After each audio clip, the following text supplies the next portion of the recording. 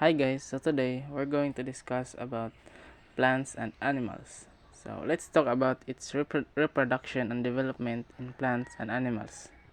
So plants and animals reproduce through asexual reproduction or sexual reproduction. In asexual reproduction, we have binary fission. It is in single-celled organisms like algae. The cell divides into two identical cells. And the next one is vegetative propagation. This happens when new plants grow from parts of the parent plant, such as runners in strawberries, tubers in potatoes, and bulbs in tulips. And lastly, we have spore formation. Plants like ferns and mosses produce spores that develop into new individuals. In sexual reproduction, we have flower structure. Flowers are the reproductive organs of angiosperms. They are typically consist of stamens or male parts, and pistils are also called as female parts. So, in pollination, the transfer of pollen from anther male to stigma or female can be abiotic or wind or water, or biotic or through insects or birds. So, in fertilization, fusion of male or pollen and female are also called as ovule. These are gametes to form a zygote which develops into a seed. And in seed development, the fertilized ovule develops into a seed which contains the embryo, and the seed disperses and germinates into a plant. Now let's proceed to reproduction in animals.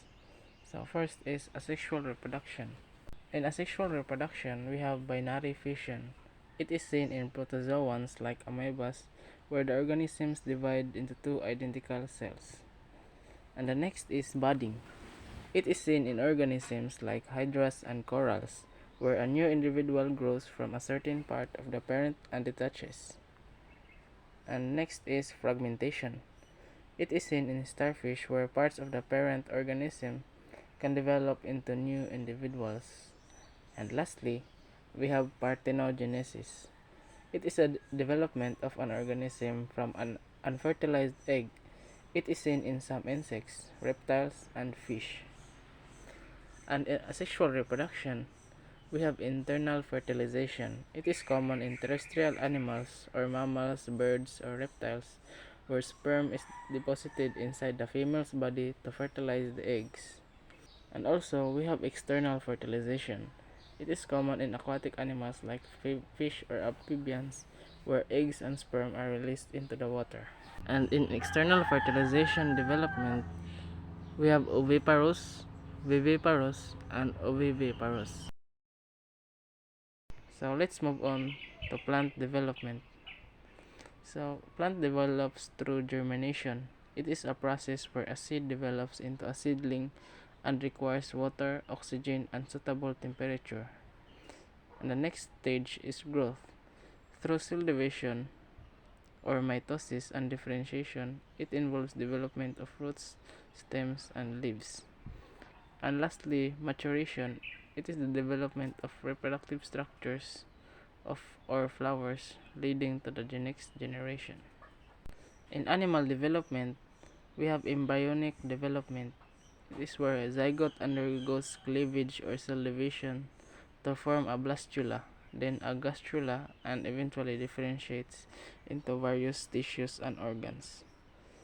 And also, we have metamorphosis. It is seen in insects, for example, butterflies and amphibians or frogs, where there is a drastic change from larvae to adult form.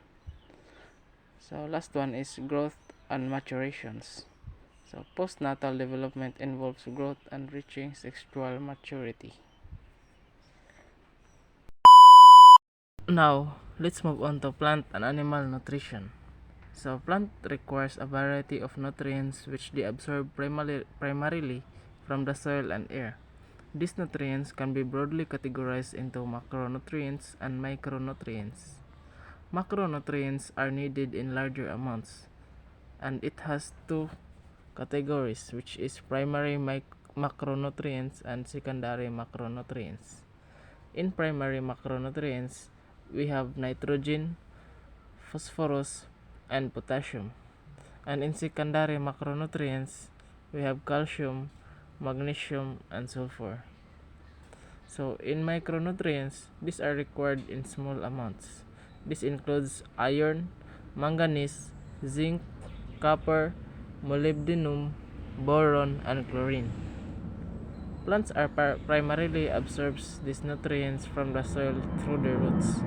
The availability of these nutrients depends on factors such as soil pH, texture, and microbial activity.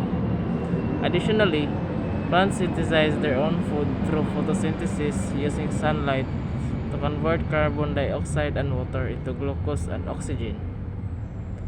Next is animal nutrition.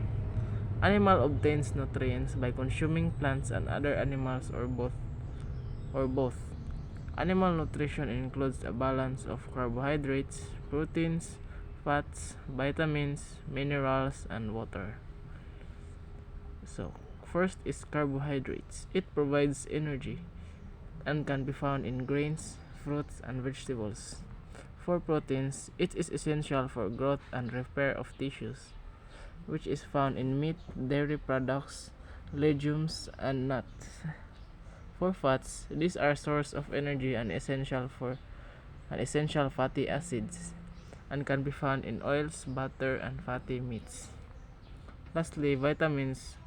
These are organic compounds necessary for various metabolic processes, like fat-soluble vitamins A, D, E, and K. Water-soluble vitamins, which is C and B complex vitamins. For minerals, these are inorganic elements like calcium, phosphorus, potassium, sodium, and iron. And water, which is vital for all bodily functions including digestion, temperature regulation, and nutrient transport.